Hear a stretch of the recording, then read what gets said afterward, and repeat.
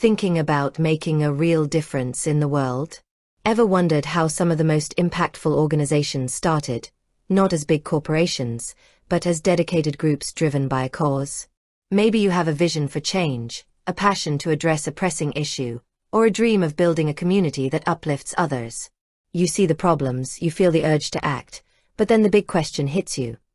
How do you even begin to formalize that passion into something legitimate, something that can truly make a sustained impact? It's a common hurdle. Many incredible ideas for social good never get off the ground because the legal and administrative aspects seem overwhelming. You hear terms like non-profit, 501(c)(3), incorporation, and your head starts to spin. You're not alone. The process can feel like navigating a legal labyrinth without a map. But what if I told you there's a straightforward path, a guide that can help you transform your heartfelt desire to help into a fully functioning, legally recognized non-profit organization? That's precisely what we're going to explore today.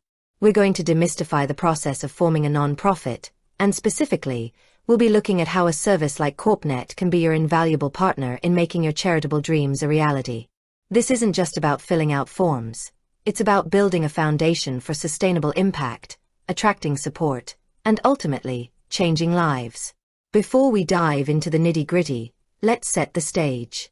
What exactly is a non-profit organization? In its simplest form, a non-profit is an organization that uses its surplus revenues to achieve its goals rather than distributing them as profit or dividends.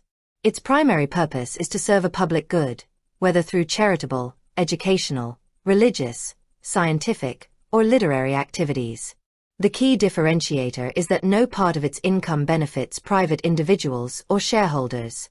This is crucial because it opens doors to specific legal and financial advantages, most notably tax-exempt status, which is where the 501(c)(3) designation comes into play. Achieving 501(c)(3) status from the IRS is the golden ticket for most charitable organizations.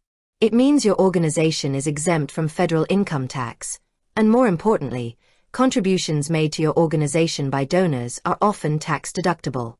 This is a massive incentive for individuals, foundations, and corporations to support your cause. Without it, fundraising becomes significantly more challenging, and your ability to scale your impact is severely limited.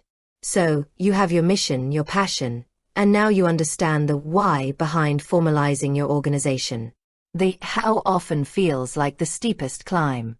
This is where services like CorpNet step in to simplify what can otherwise be a complex and time-consuming journey.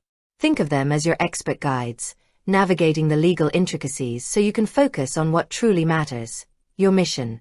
Let's break down the typical steps involved in forming a non-profit and how CorpNet specifically assists at each stage. Step 1. Laying the groundwork. Defining your vision and mission. Before you touch any legal forms, you need absolute clarity on your organization's purpose. What problem are you solving? Who are you serving? What are your core values? This isn't just a feel-good exercise. It's fundamental to everything that follows. Your mission statement should be concise, compelling, and clearly articulate your organization's reason for existence. This will be the guiding star for your operations, your fundraising, and your legal filings. While CorpNet doesn't help you create your mission statement, having a clear one prepared will expedite their process. They'll need to understand the scope of your activities to ensure your legal filings align with your intended purpose. Step 2. Choosing your name and registered agent. Every organization needs a name, and a good one is memorable, reflective of your mission, and available. This involves a name availability search to ensure your chosen name isn't already in use in your state. Beyond the name, you'll need a registered agent. This is a designated individual or entity responsible for receiving official legal and tax correspondence on behalf of your organization. This is a mandatory requirement in every state.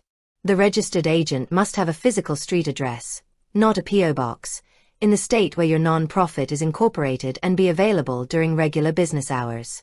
This is an area where CorpNet provides significant value. They can conduct a name availability search for you, saving you time and potential headaches. More importantly, CorpNet offers registered agent services. This means you can use their address as your registered agent address, ensuring you never miss important legal notices. This is particularly beneficial if you work from home, travel frequently, or simply want to maintain a professional presence.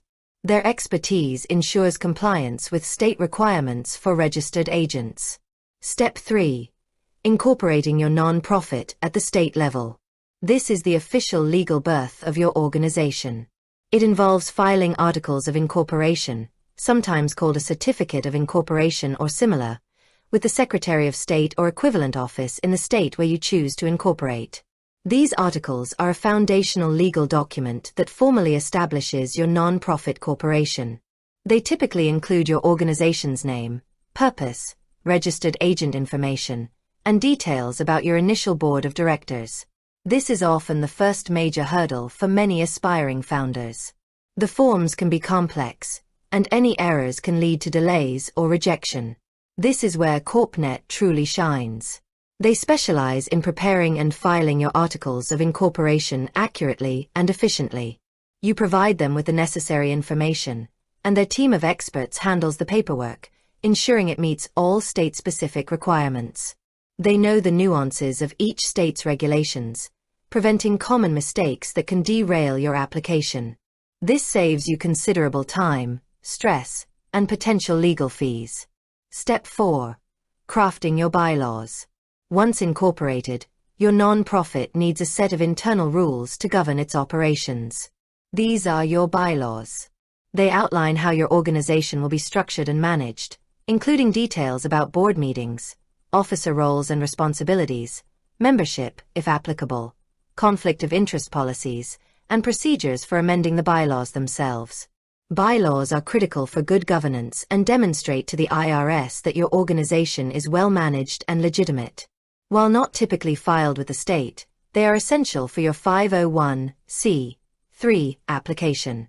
CorpNet doesn't draft your specific bylaws, as they are unique to each organization's operational structure. However, they can provide templates or guidance on the essential elements that should be included, ensuring you cover all necessary aspects for your 501(c)(3) application. This support helps you build a robust internal framework for your organization. With that said, thanks for watching, and until next time.